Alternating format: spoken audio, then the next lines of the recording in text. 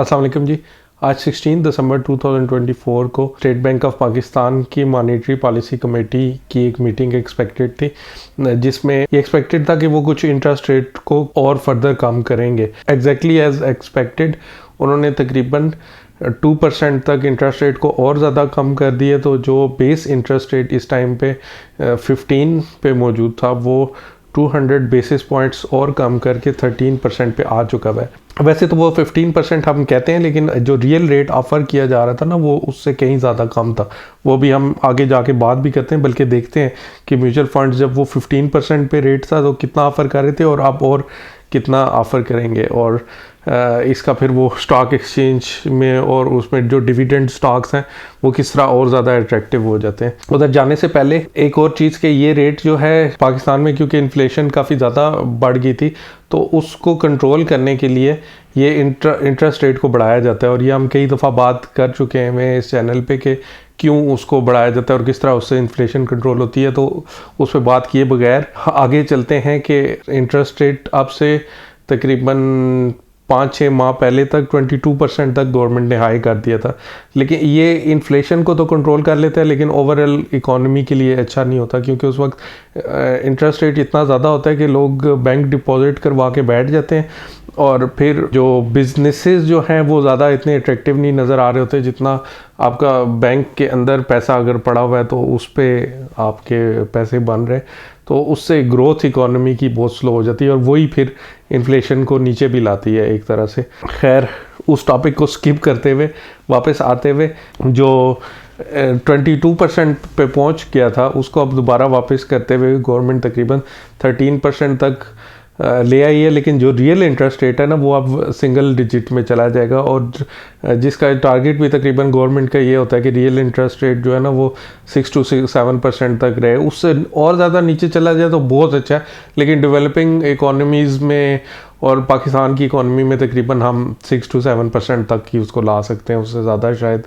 इतना मैंने अब नहीं देखा। अब ये चीज़ तो इस्टेब्लिश होगी कि उस रेट को कम करते करते गवर्नमेंट 13% पे ले आई है, लेकिन अब पिछला महीना जब 15% पे वो बेस रेट था तो म्यूचुअल फंड्स कितना ऑफ़र कर रहे थे रियल रेट।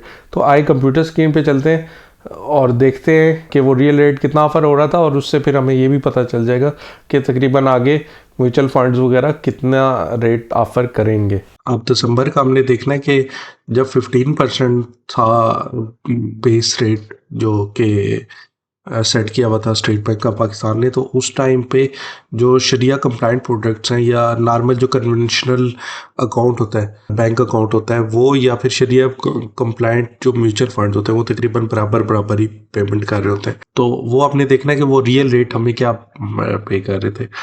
तो इसमें हम शरिया कंप्लाइंट प्रोडक्ट्स में गए और इसमें हमने देखने फिक्स्ड इनकम वाले, वो नहीं देखने जो कि स्टॉक्स वगैरह में इन्वेस्ट करते हैं। तो इसमें मनी मार्केट वगैरह वाले देखने और इनकम फंड्स देखने। तो इसमें जैसा कि अलहमरा इस्लामिक इनकम फंड जो है वो तकरीबन 11% के लिहाज से, ये मंथ टू डेट है ये, लेकिन ये एनुअलाइज्ड है, यानी कि इस महीने में अब तक जितना दिया है उसको अगर एनुअल रेट के साथ हम मल्टीप्लाई करेंगे तो एक साल में कितना बनेगा, कितने परसेंट बनेगा वो रेट। तो एनुअलाइज्ड रेट जो दे रहे थे ना वो 15% के होते हुए 11.75% ये अलहमरा इस्लामिक इनकम फंड जो है वो दे रहा है। इसी तरह अलहमरा डेली डिविडेंड जो है वो और भी कम दे रहा था, 9.65% दे रहा था। अलहमरा गवर्नमेंट सिक्योरिटीज़ प्लान 1, अब ये गवर्नमेंट सिक्योरिटीज़ जो है ये थोड़ा सा अट्रैक्टिव होता है, तो ये काफ़ी बेहतर 13% तक दे रहा था, लेकिन ये फिर भी देखा जाए तो 15% से नीचे है। और इसमें फ़ीस वगैरह भी शामिल होती है, लेकिन वो जब आप डिपॉजिट करवाते हैं तो उसमें भी वो 1.5% तो अपनी फ़ीस रखते ही है अकाउंट पे भी। अच्छा, एसेट एलोकेशन फ़ंड को छोड़ देते हैं क्योंकि ये इसमें स्टॉक्स होते हैं, ये भी स्टॉक फ़ंड है, इसको भी छोड़ देते हैं। स्मार्ट पोर्टफोलियो को भी छोड़ देते हैं। अब मनी मार्केट फ़ंड पे आ जाते हैं। Alhamra Islamic money market fund जो है वो 11.94% दे रहा था। फिर ये अपॉर्चुनिटी फ़ंड जो है ये भी इक्विटीज़ बेस्ड है। कैश मैनेजमेंट ऑप्टिमाइज़र जो है वो 11.85% दे रहा था। तो ये अगर देखा जाए तो सबसे बेस्ट जो दे रहा था ना 15% जब रेट सेट था, तो ये 13% ये वाला म्यूचुअल फंड दे रहा था, और उसके बाद जो है 11.94% जो है ये Alhamra Islamic money market fund दे रहा था। और मनी मार्केट जो है वो वैसे भी जो करंट रेट होता है उसके बहुत करीब होता है उसका। अब पॉइंट ये है कि जब वो 15% से 13% पे आ गया ना, तो जो रियल ये है वो तकरीबन अब 10% से भी नीचे चला जाएगा। सिंगल डिजिट में ऑलरेडी म्यूचुअल फंड्स की जो रिटर्न्स है ना वो आ जाएंगे, तकरीबन शायद ये 11% पे जाए, और बाकी सारे जो है मुझे नज़र आ रहा है कि वो सिंगल डिजिट में आ जाएंगे। तो उस लिहाज से जो स्टॉक्स है ना डिविडेंड पे करने वाले, तो वो ज़्यादा अट्रैक्टिव इस टाइम पे नज़र आ रहे हैं। और अगर कोई ईटीएफ्स वगैरह में भी डायरेक्टली इन्वेस्ट करता है तो वो भी आजकल, क्योंकि मार्केट अच्छी जा रही है ऊपर,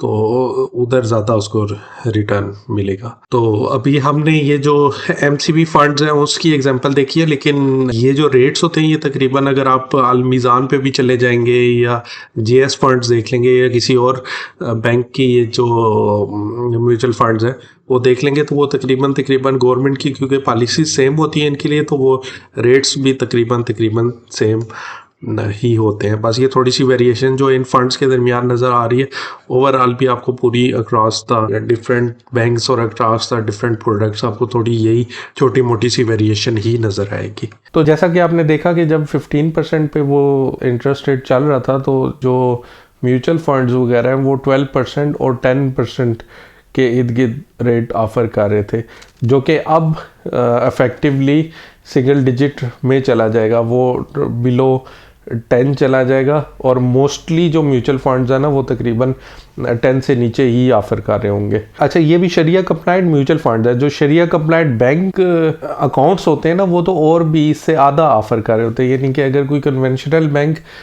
10% दे रहा है, तो जो इस्लामिक बैंक है वो 5% दे रहा होता है। तो इसलिए फिर इस्लामिक म्यूचुअल फंड में पैसे रखने चाहिए, ना कि इस्लामिक बैंक अकाउंट में सेविंग। उन चीज़ों को देखते हुए फिर जो होते हैं ना स्टॉक्स जो डिविडेंड दे रहे होते हैं बहुत ही कम, मसलन 7% भी कोई अगर स्टॉक डिविडेंड दे रहा है ना, तो वो ज़्यादा अट्रैक्टिव नज़र आने लग जाता है उस बैंक अकाउंट से या उस म्यूचुअल फंड से जो कि 7-8-9% दे रहा है। क्योंकि स्टॉक्स में एक तो आपका डिविडेंड आ रहा होता है, दूसरा उसकी ग्रोथ का काफ़ी ज़्यादा चांस होता है।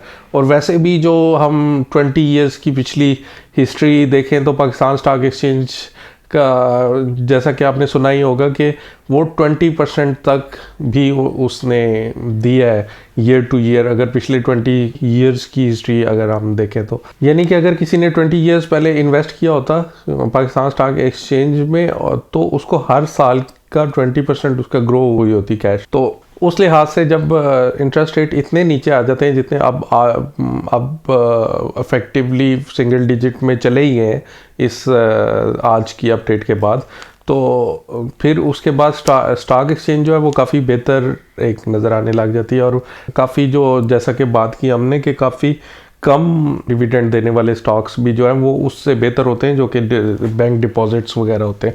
इस सब चीज़ को देखते हुए अब ज़्यादा से ज़्यादा म्यूचुअल फंड्स भी इस तरह के जो कि एसेट एलोकेशन फंड्स है, यानी कि उनकी अपनी मर्जी होती है कि वो चाहे स्टॉक्स में रखें या फिर फिक्स डिपॉजिट में रखें, तो फिक्स डिपॉजिट से मूव करते हुए लोग भी और म्यूचुअल फंड्स भी ज़्यादा कोशिश करेंगे कि स्टॉक्स में पैसों को लाया जाए। और जब इतना ज़्यादा कैश मूव होके आ रहा होता है स्टॉक्स में, तो ज़ाहिर है फिर उनकी प्राइसेस भी ऊपर जाती हैं। दूसरा, डिविडेंड्स वगैरह भी अट्रैक्टिव होंगे। अब अगर इकोनॉमी चलेगी, ग्रोथ करेगी, तो डिविडेंड्स वगैरह भी अच्छे आएंगे। तो स्टॉक एक्सचेंज तो वैसे ही आपने देखा होगा कि अभी पहले काफ़ी बुलिश जा रही है, 115,000 का भी लेवल क्रॉस कर दिया था मार्केट ने, और उससे भी आगे अच्छी जा रही है। अगर पॉलिटिकल फ्रंट पे या फिर कोई आईएमएफ की तरफ से कोई सेटबैक वगैरह ना आया, तो 140 पे तो बड़े आराम से हमारी स्टॉक एक्सचेंज जाएगी। क्योंकि पी रेशो जो ओवरऑल है ना